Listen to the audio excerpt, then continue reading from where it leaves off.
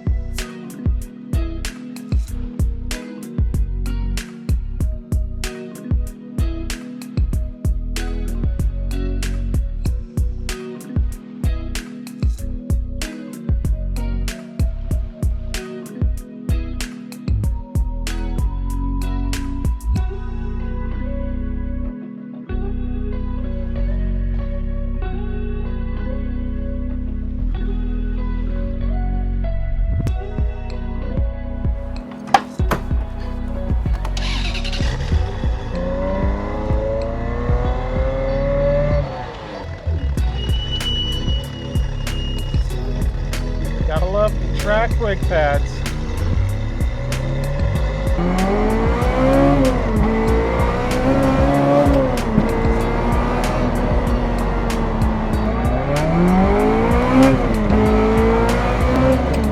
Yeah, I think that clutch is slipping.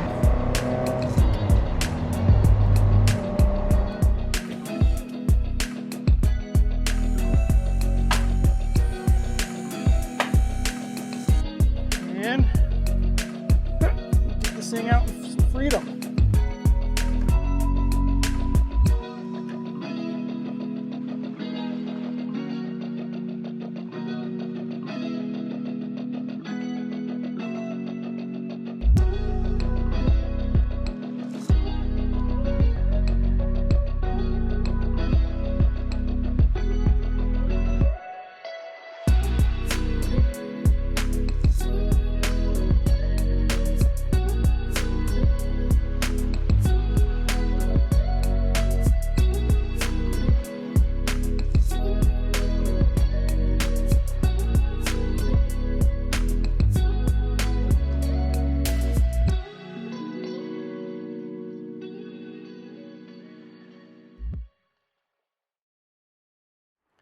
Well, believe it or not, we have the drivetrain out of this 355 for routine service.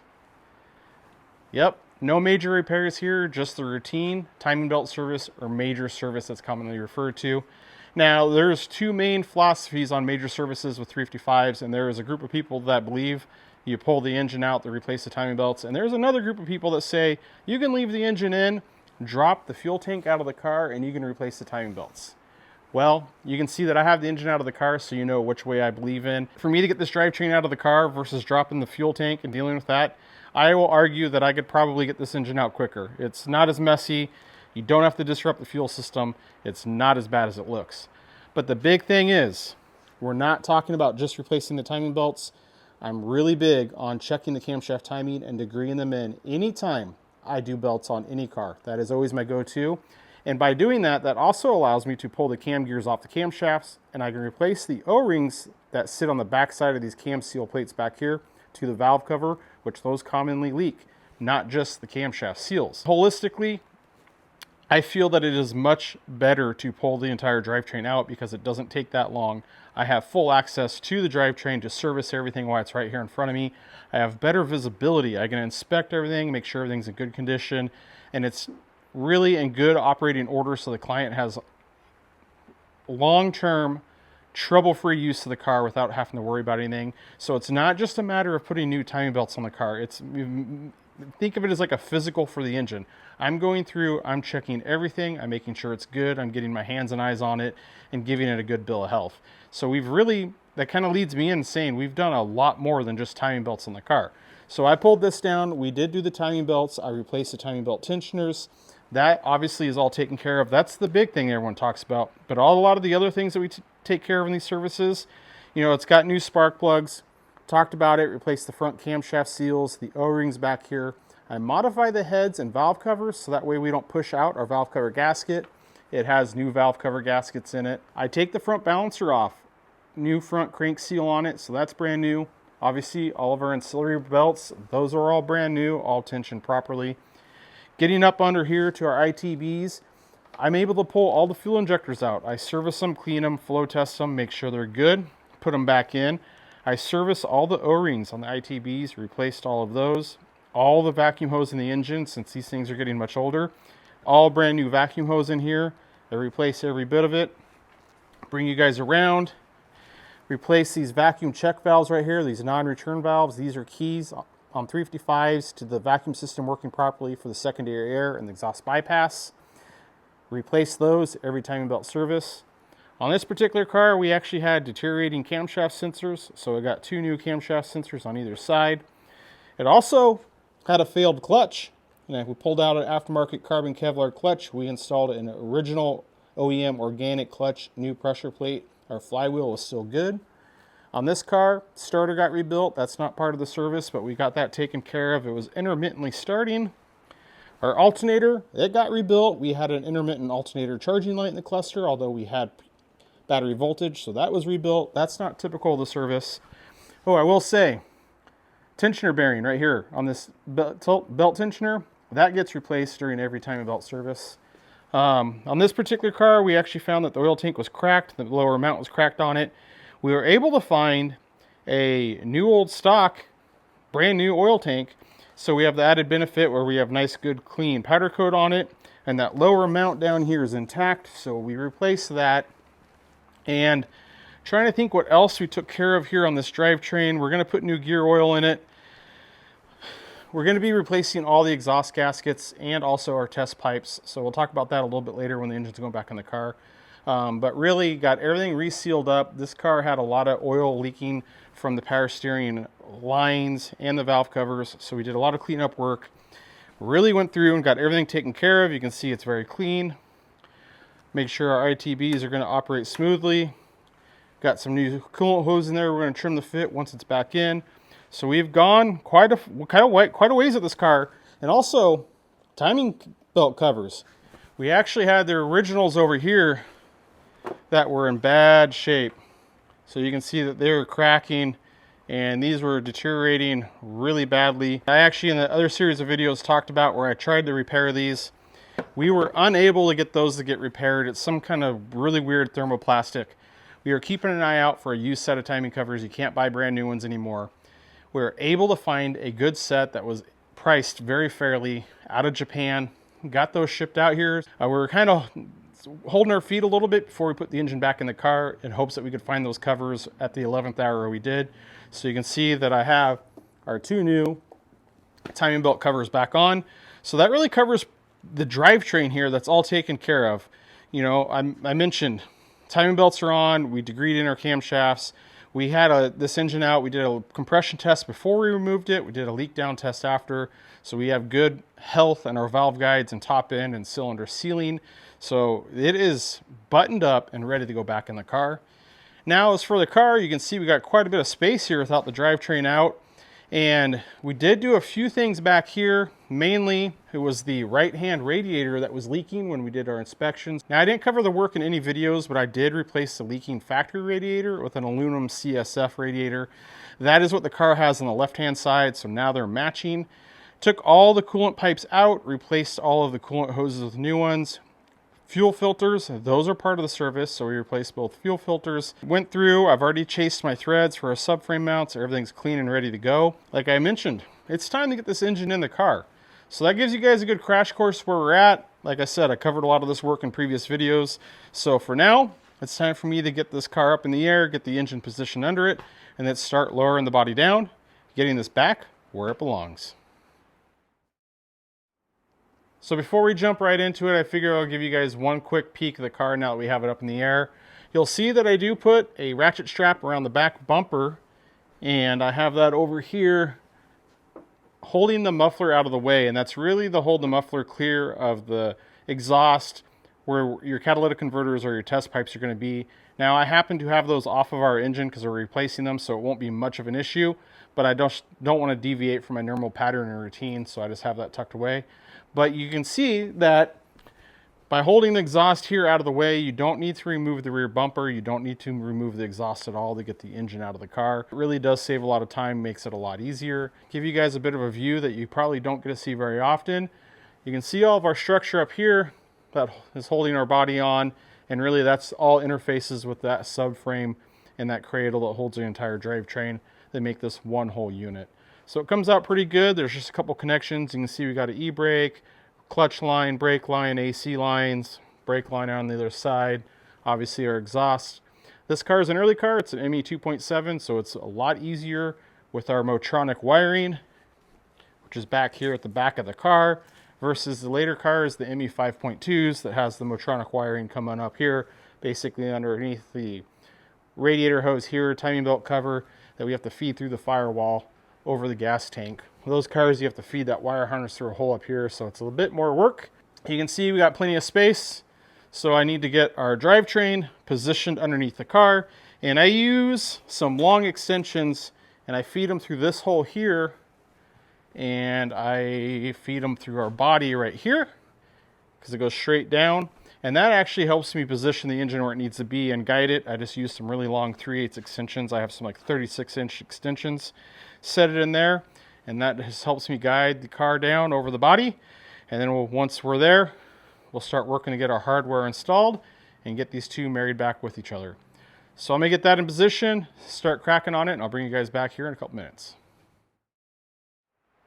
All right, so you can see we got the body down over the drivetrain, and we're pretty much all the way there. And I pretty much just used up all the free space where I didn't really have to worry about any interference. It was pretty much smooth sailing up to this point. And once we get here, probably the last 12 inches is where we have to spend a bit more time checking for clearance, make sure everything's gonna fit. I'll show you guys my long extensions that I was talking about, where I have them through the body of the car right here and down through a subframe. So that is just my little cheat method. It gets me close on the location of our subframe and kind of helps guide everything, so it makes it a little bit easier. One of the other key areas to watch out for is your oil tank right here, this fitting, and this cross brace here on the body. You need to have some play here in the oil tank to be sure that those are going to clear. Really, I have my engine dolly cart here. It's got casters on all four corners, so I can shift and move it around. It's pretty much going to fall in place up at the front of the car. We just need to make sure that the plates that bolt to the car don't get trapped too far forward. I usually favor everything a bit more to the rear. And then it's just really a matter of watching everything back here and these lower mounts back here to the subframe, make sure that those get clear everything and everything sits where it wants to be. Our AC lines are going to fall pretty much where they want to be. You can see I got my fuel lines, my throttle cable, everything kind of tucked out of the way. We don't need to worry about those right now. And I am just realizing right now, I totally forgot to mention one of the big things that you guys need to watch out for. That is our coolant hose. The lower coolant hose. You can see I have it on the hose down there on the manifold.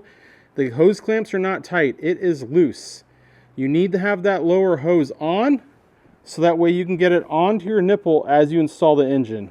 Getting that hose on once everything's installed is an absolute nightmare. You will be hating yourself if you forget that. It's second nature to me. That's why I had it on the engine, because I don't want to forget about it. So I just, as soon as I have everything ready, I always just set it on the engine and leave it there just in case I forget about it, which I totally did. I did not mention it when the engine was out, but you guys saw that the hose was already installed. That is one thing. The other coolant hoses, they're easy to get to, not a big deal. That's really what we got to watch out for. I will say that use some glass cleaner on that hose to help it slide onto that neck. It makes things a lot easier. And as you lower everything down, you'll grab that hose, get it started on that neck, and then as you bring it all together, it pretty much just slides itself right on where it wants to be. That is one of the big ones. Keep an eye out for that. Don't forget, I almost steered you guys in the wrong way by not mentioning it. But I'm going to continue to get this lowered all the way down so everything's seated, so that way we can start getting our hardware in. I'll bring you guys back here in a second. Well, welcome back. It's a new day. It's actually a new week, and we're continuing on getting this drivetrain back into 355. So let me get you guys caught up with where we left off last week on the car. You can see that the drivetrain's all the way in. We actually got our fender covers on the car, so we don't have to worry about doing any damage to the wrap on this particular car. But the engine is in, and it's all bolted in. We have the subframe cart out from underneath the car.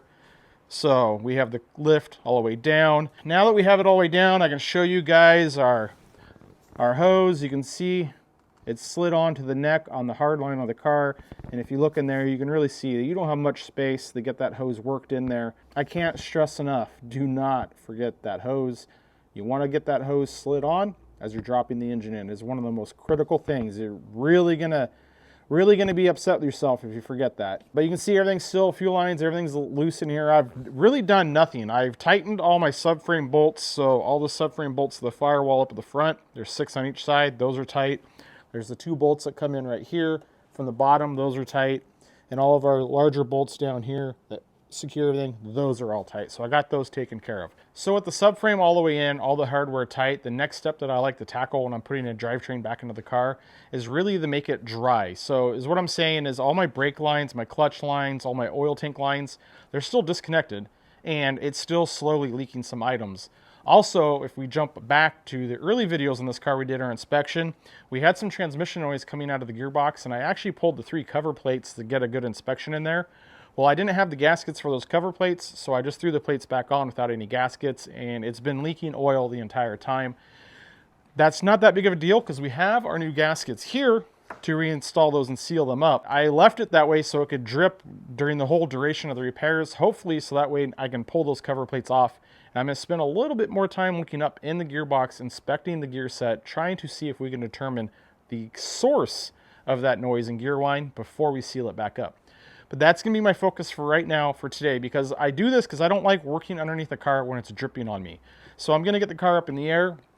I'm going to work to connect our brake lines, connect our clutch line, oil tank lines, and then I'll bring you guys back once I get those cover plates off the transmission. We'll look around in there and see what we can see. Once we kind of call that good enough, then we're going to work to seal those plates up, get the transmission sealed, and that's going to have the car dry so that way when I'm working underneath of it, I don't have stuff dripping on me. So let me get that stuff taken care of, and I'll bring you guys back when we're peeking into that gearbox and see if we can find anything on what's going on inside there. Sometimes once you get going, it is hard to stop, and I ended up making more progress than I actually planned on the bottom side of the car. So let's bring you in and get you guys caught up and recap what we got taken care of. So you can see under here, we already have the e-brake all set up. It still needs to be adjusted. To remind myself that that's the case, I always leave this last jam nut very, very far off the other nut. So it's very painfully obvious that I've not adjusted that yet. But we have our clutch line on, our brake line, our AC hoses to the compressor, they're taken care of over there. We got our speed sensor up here taken care of, and really that's about all that we had to take care of over here in the wheel well, since this is an early 2.7 car. Spin you guys around. We got our other brake line over here taken care of. I got our wiring for our oil pressure sensor routed and plugged into the oil pressure sensor on the oil tank, and our ground wire on the oil tank. That's easily forgotten, so that is taken care of. Oil cooler hose is on. Replace that O-ring up there. We have our upper cooler line here connected to our oil tank. Our oil tank is mounted and bolted in. That's all taken care of. Our speed sensor over here, it is connected. And again, there's really not much else back here that we have to take care of. So most everything at this point of view here is sorted. Come over here and grab my chair and drop you guys under the car. So we can see here, I already have the shift linkage reinstalled, so that's all taken care of. Did our best to get our marks to line back up. We talked about that on disassembly. Once the car is back down on the ground, we'll hop in, check how the shifter actually operates, and see if we need to make any adjustments to this. It might be hard to see, but I replaced our boot right here for the shift shaft going into the gearbox, so that's taken care of.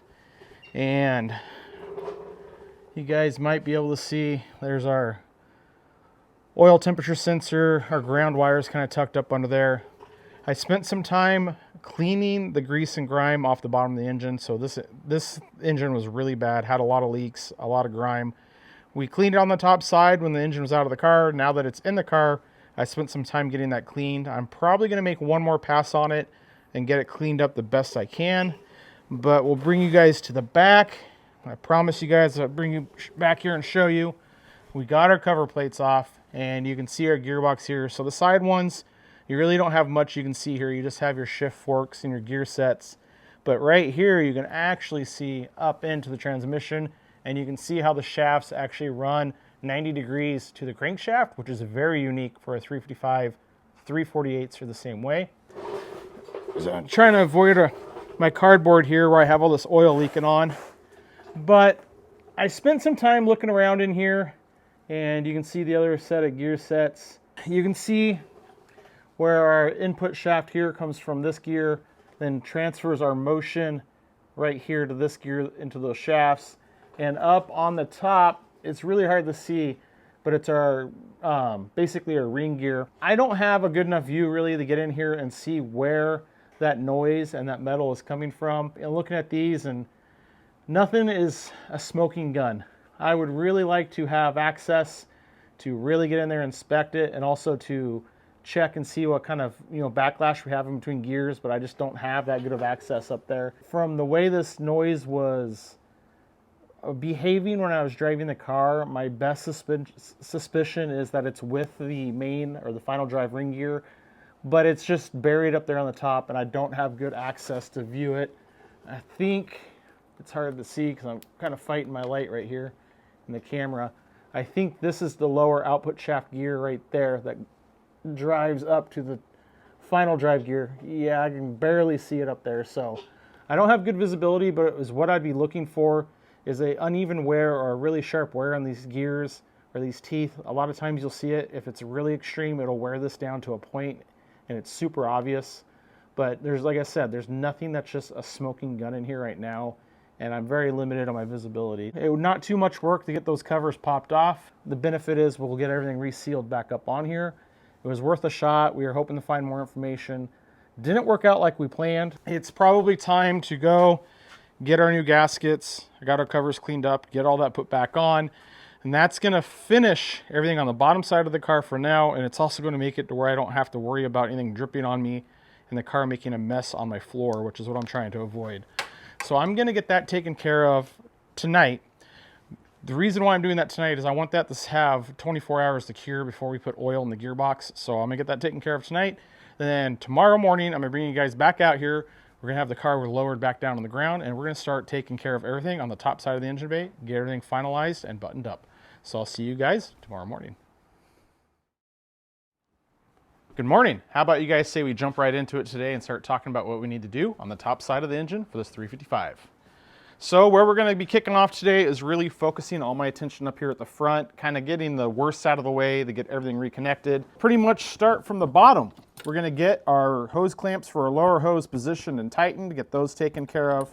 We'll get our heater hose here on the neck, that taken care of. Throttle cable, we need to get this mounted right here off to the side of the thermostat housing and ran over here to our throttle linkage.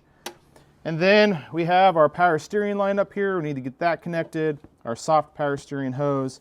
We have our fuel lines here on either side, and our fuel lines here that we need to take care of, our purge line, and obviously our expansion tank, our heater hoses, which are far too long right now. We'll have to trim those down since we replaced them.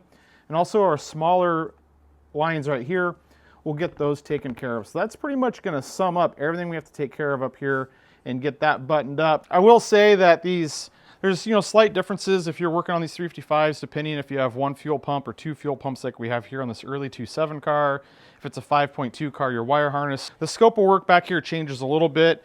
We're gonna have a lot more wiring, or not a lot more, but a bit more wiring to do at the back of the car versus the wire harness in the front. But I'm kind of do it in sections. Yesterday we did the bottom side of the car, got everything taken care of there. Got the car so it's not going to leak and drip on me anymore, so I can work on a nice clean floor.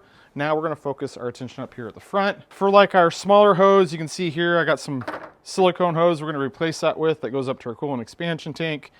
On our power steering reservoir, we need to get that on, and this car was leaking really bad, and these hoses are incredibly hard. And what happens is these hoses get real hard and brittle, and your hose clamps aren't able to actually tighten down properly on the hose to seal it up anymore, because this hose is just so firm and they start leaking. And if we recall, when we pulled this engine out, it was absolutely caked with oil on the front of the engine. So we're replacing our power steering hoses here with some new ones. So we're gonna get those swapped over, trim the fit, our upper radiator hose, get all that stuff taken care of. So it takes a little bit more time on going back together because we have these new hoses. Sometimes they're a little bit longer, sometimes you need to trim them. There's just a few tweaks and finesse that you need to do to get everything put back in and repositioned when you're installing new parts opposed to if I was just reinstalling all the existing parts where everything just kind of wants to fall back into place. Really nothing terribly exciting up here. I'm gonna work to get all that stuff up and connected and everything finalized up in the front. I'll bring you guys back and recap that. And we're gonna continue trucking along, hopefully with the goal of getting this car. I'd like to get this car fired off today and have it up and running. So let's get to work and see if we can make that happen. We're looking pretty sorted on the top and front of the engine. It's kind of tight in the seam there once you get everything installed, but all of our coolant hoses are on and tight, upper hose is on, heater hose is taken care of. All of our fuel lines are connected, power steering lines up there, got all those new hoses in. Expansion tank on, got all the hoses trimmed to fit. Our breather hoses, everything's taken care of up at the front. Now, where we're gonna turn our attention is back here at the back of the car. So I need to take care of all of our wiring here, our connectors for our Motronics right there. Same thing over here. We have our battery cables up here to the junction box, our vacuum lines, these body connectors right here attach right here. So we got to get all that connected. We also need to install our pipe here for our secondary air injection, which sits here and feeds up to our non-return valves there. So we need to get that installed, and we have that over here on the bench, get that taken care of. And also we have the breather lines right here that come from the crankcase and the valve covers to the oil tank. So they connect right here, and then dive down under that and feed up to our oil tank. But these hoses are original to the car, and they're deteriorating and starting to crack really bad. So we have brand new hose here that I'm gonna need to trim to fit and get the hose replaced, get this into the car, and get all of that taken care of. And once all of that is done, that is gonna leave us with our last task back here, and that's really gonna come down to the exhaust, but we'll save that for later. Once I get the rest of this taken care of, I'm gonna focus on getting that knocked out. I'll see you guys back here in just a second so we can talk about this exhaust. So we're nearly there. Things are coming along quite nicely. We got all of our wire harnesses hooked up, secondary air injection rail in, everything connected, our lines for our oil tank replaced. And really where we're at now is it's time to deal with this exhaust, which is something I'm really not looking forward to. And there's a few things that we need to talk about. For one right here, this was the test pipe that was in the car when we got it, and judging by the crushed bins you see on them right here, I presume that this was a homemade item. It just has that appearance. If this is not a homemade item, I would be a bit embarrassed if there was a company that made this and called this a product. Despite them being ugly, that's not a big deal, and I'm not going to fret over that. But these clamps that sit on the back end of them where they go into the muffler, you can see, I could probably do it with one hand here. I can't really get it on with one hand, but they slide on, and you can see all the corrosion right here and how the pipe's actually kinked. These would not stay tight on this pipe whatsoever. I was able to slide the entire muffler forward and back on our test pipes. Now these clamp on right there with those bolts, and if you tighten them much more than you can see how these have been tightened down, they have a tendency to crack. So it's not a matter of tightening these down more, it was a matter of the diameter of the test pipe right here.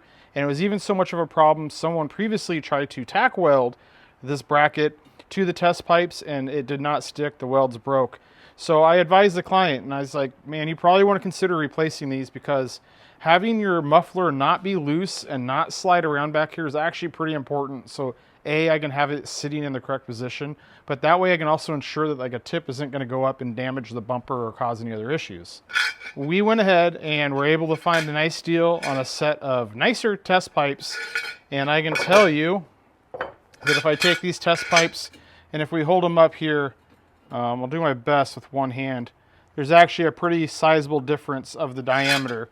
So the fact that these are the proper diameter now is going to allow these to be a very tight slip fit, where we're not relying on over tightening these ears right here to get them in the right location. And that's going to pretty much take care of our problem with the muffler and the exhaust sliding around.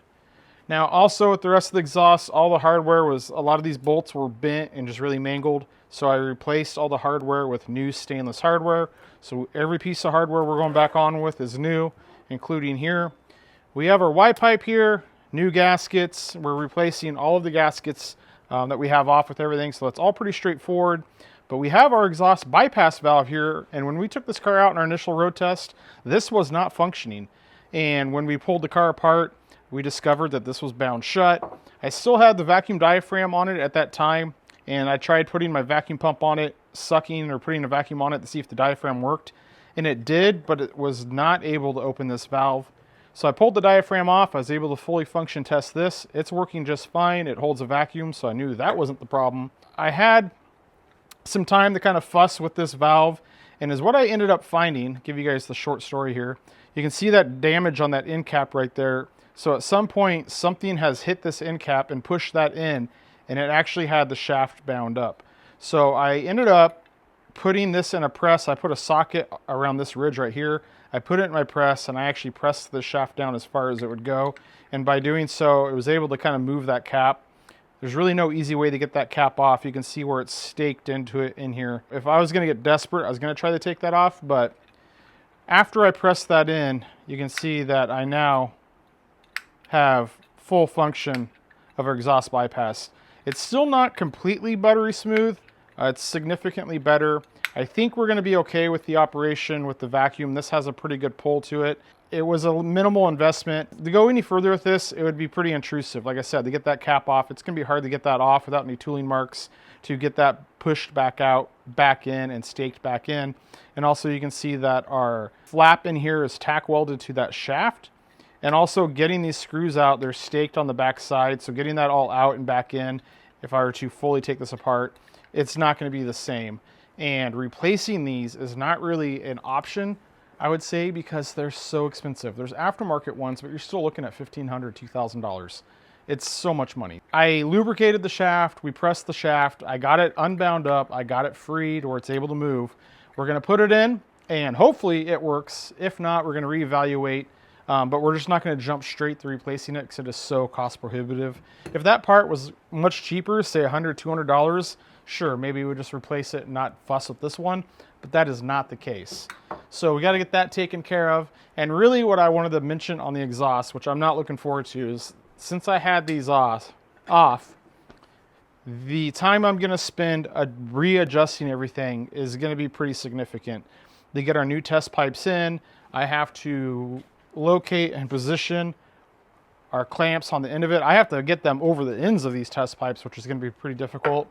And then with all the new gaskets up here, getting these positioned up on the headers, the Y pipe, and these flanges, I don't know if you guys can see very well, they have set screws, so I can adjust this flange, which I'm going to have to accommodate for our new gaskets. So it's going to be a lot of finagling, a lot of adjusting, and a lot of just tweaking back and forth. So that way we can have everything installed, and we can have our exhaust tips sit where they need to on the back bumper. The last 355 we did on the channel, it did not have test pipes, it just had its cats, but I was able to just take the clamps off on these brackets and then pull everything apart. And it really, if you're able to do it that way, it saves you a lot of time on readjusting the exhaust. Obviously, we had to dive in, take care of these test pipes, so we're gonna have to go through and readjust it. So it's gonna take a bit more time to get this reassembled. I knew that I had that ahead of me going into it. That's kind of why I saved it for last. And really, where we have left here is get this exhaust in, get it adjusted, put our air boxes in, fluids in the car, and then we're ready to fire it up. So it's getting a little bit later in today. I'm not sure if I may have time to fire it up today or not. I'm gonna work as diligently as I can to get this exhaust installed and get it adjusted. I'm gonna jump into it. I've avoided it and pushed it off long enough. I'll bring you guys back once it's all in, installed, and adjusted. Well, this sucks. We were making such great progress on this car. I was really aiming to get it up and running. I was ultimately aiming to have this car finalized this week so I could focus on that 458 next week. Well, I was working to put our flange on our new test pipes, and this one right here you can see ended up fracturing right there, which is a common problem. These ears also fracture on these. That is actually one thing that I always inspect on these 355s when they come in the shop when I'm doing my initial inspection.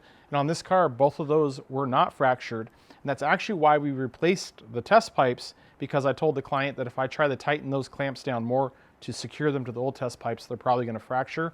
Well, the new test pipes, larger in diameter, and it's hard to say if they're a little bit too large in diameter they need to be, and it caused too much expansion and caused that fracture. I'm not really sure. Bottom line, these are the original factory clamps, which happen to be cast, and the aftermarket clamps that I replace them with are actually billet, so they're far stronger.